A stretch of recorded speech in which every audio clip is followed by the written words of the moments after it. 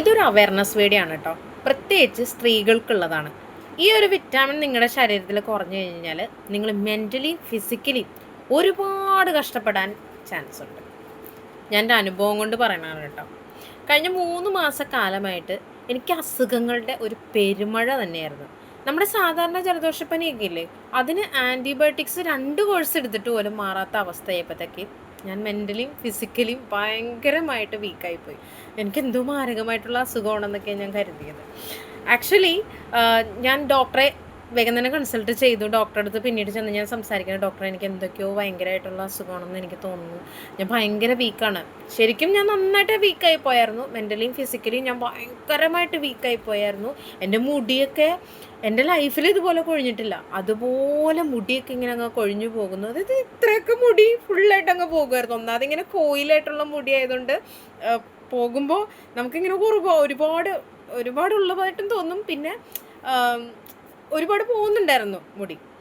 അപ്പം ഞാൻ ഡോക്ടറെ അടുത്ത് ഇങ്ങനെ പറഞ്ഞപ്പോൾ ഡോക്ടർ എന്നോട് പറഞ്ഞു, ഗായത്രി ഒരു കാര്യം ചെയ്യാൻ, നമുക്ക് HB കൗണ്ടും അതുപോലെ തന്നെ തൈറോയിഡും വിറ്റാമിൻ ഡിയും ഒന്ന് ടെസ്റ്റ് ചെയ്ത് നോക്കാമെന്ന് കരുതി. അപ്പം ഞങ്ങൾ ടെസ്റ്റ് ചെയ്യാനായിട്ട് പോയപ്പോൾ ഞാൻ പറഞ്ഞു, ഹസ്ബൻഡിൻ്റെ അടുത്ത് പറഞ്ഞു, നമുക്ക് ഇന്ന് തന്നെ റിസൾട്ട് കിട്ടുന്ന എവിടെയെങ്കിലും കൊടുത്ത് ടെസ്റ്റ് ചെയ്യിപ്പിച്ചാൽ മതി. കാരണം ഞാൻ അത്രത്തോളം വീക്കായി. അതായത് എന്തോ വലിയ മാരകമായിട്ടുള്ള അസുഖമാണ് എനിക്ക് എന്ന് തന്നെയാണ് ഞാൻ കരുതിക്കൊണ്ടിരുന്നത്. കാരണം ഒന്ന് ചിന്തിച്ച് നോക്കി, നമ്മൾ ആൻറ്റിബയോട്ടിക്സ് ഒക്കെ 2 കോഴ്സ് എടുത്തിട്ട് പോലും എനിക്ക് യാതൊരു വിധ കുറവുമില്ല.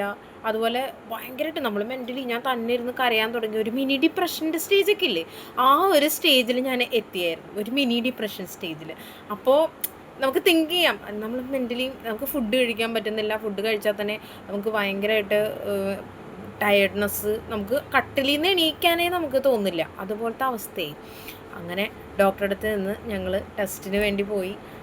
ടെസ്റ്റ് ഞങ്ങൾക്ക് അന്ന് തന്നെ കിട്ടാൻ പാകത്തിന്, ഞാൻ തൃപ്പൂണിത്തുറ DDCയിലാണ് കേട്ടോ പോയത്.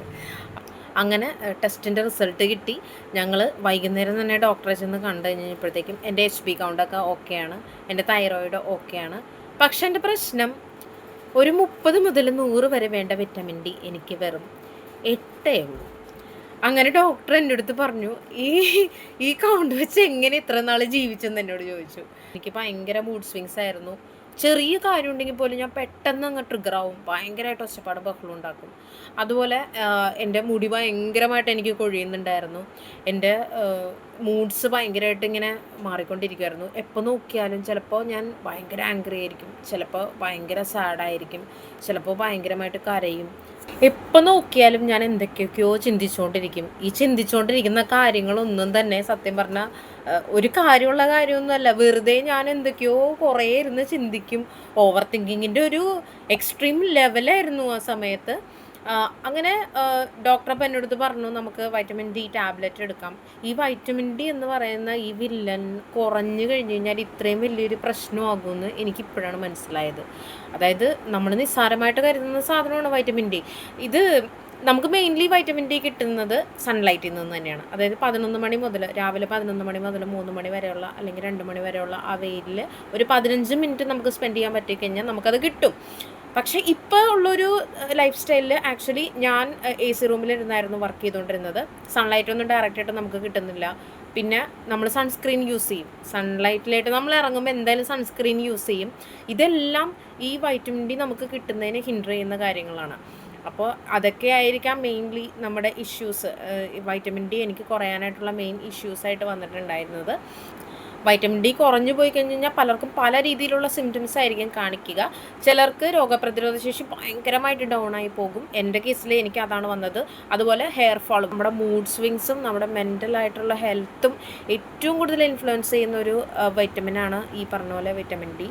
അപ്പോൾ നമ്മുടെ മൂഡ് സ്വിങ്സ് ഭയങ്കരമായിട്ട് കൂടും. വിറ്റാമിൻ ഡി കുറഞ്ഞു കഴിഞ്ഞാൽ നന്നായിട്ട് നമ്മുടെ മൂഡ് സ്വിങ്സ് കൂടും.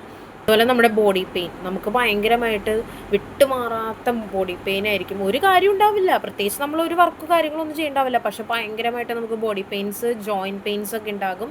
അമിതമായിട്ടുള്ള ക്ഷീണം, അതായത് നമ്മളെത്രമാത്രം ഒരു 13 മണിക്കൂർ കിടന്നുറങ്ങിയാലും നമുക്ക് ഉറക്കത്തിൻ്റെ ക്ഷീണം മാറാത്ത പോലത്തെ ഒരവസ്ഥയായിരിക്കും. വെള്ളം കുടിച്ചാൽ എത്ര ലിറ്റർ വെള്ളം കുടിച്ചിട്ടോ അല്ലെങ്കിൽ നല്ല ഫുഡ് കഴിച്ചിട്ടോ ഹെൽത്തി ഡയറ്റ് എടുത്തിട്ടോ ഒന്നും ഒരു കാര്യമില്ല. വൈറ്റമിൻ ഡി ഡെഫിഷ്യൻസി നമ്മൾ കറക്റ്റ് ചെയ്യാതെ ഇതൊക്കെ ചെയ്തിട്ടും അതെല്ലാം വേസ്റ്റ് ആയിരിക്കും.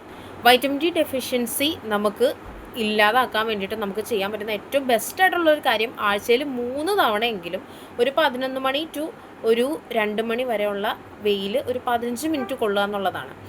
അത് കൊള്ളാനായിട്ട് പറ്റില്ല എന്നുള്ള ആൾക്കാർക്ക് നമുക്ക് സപ്ലിമെൻറ്റ്സ് ആയിട്ട് എടുക്കാൻ പറ്റും. വൈറ്റമിൻ ഡി ടാബ്ലറ്റ്സ് നമുക്ക് മേടിക്കാൻ കിട്ടും. പക്ഷേ അത് ഒരു ഡോക്ടറുടെ നിർദ്ദേശപ്രകാരം മാത്രമാണ് നിങ്ങൾക്ക് യൂസ് ചെയ്യാൻ പറ്റുള്ളൂ. പിന്നെ നമുക്ക് ഡയറ്റിൽ യൂസ് ചെയ്യാൻ പറ്റുന്ന നമുക്ക് മുട്ടയുടെ മഞ്ഞ, മഷ്റൂംസ്, നമ്മുടെ കൂണില്ലേ, പിന്നെ അതുപോലെ നമുക്ക് ഫാറ്റി ഫിഷസ്, ഇതെല്ലാം ഇൻക്ലൂഡ് ചെയ്യാം. ഇതെല്ലാവരിലേക്കും ഒന്ന് എത്തിച്ചോട്ടോ. നമുക്ക് ഈ വൈറ്റമിൻ ഡി ഡെഫിഷ്യൻസി ഉണ്ടോന്നും നമുക്കറിയാൻ പാടില്ല. ഇങ്ങനെയുള്ള സിംറ്റംസൊക്കെ നിങ്ങൾക്ക് തോന്നുന്ന ഫ്രണ്ട്സിനോ അല്ലെങ്കിൽ നിങ്ങളുടെ വീട്ടിൽ നിങ്ങളുടെ വൈഫിനോ അല്ലെങ്കിൽ അമ്മയ്ക്കോ അല്ലെങ്കിൽ അനിയത്തിക്കോ അങ്ങനെ ആർക്കെങ്കിലുമൊക്കെ ഇതുണ്ടെന്ന് നിങ്ങൾക്ക് ഈ സിംറ്റംസൊക്കെ പറഞ്ഞപ്പോൾ തോന്നുന്നുണ്ടെങ്കിൽ ജസ്റ്റ് ഒന്ന് ഷെയർ ചെയ്ത് കൊടുക്കുക. അവരുടെ ഡെഫിഷ്യൻസിയൊക്കെ കറക്റ്റഡ് ആവട്ടെ.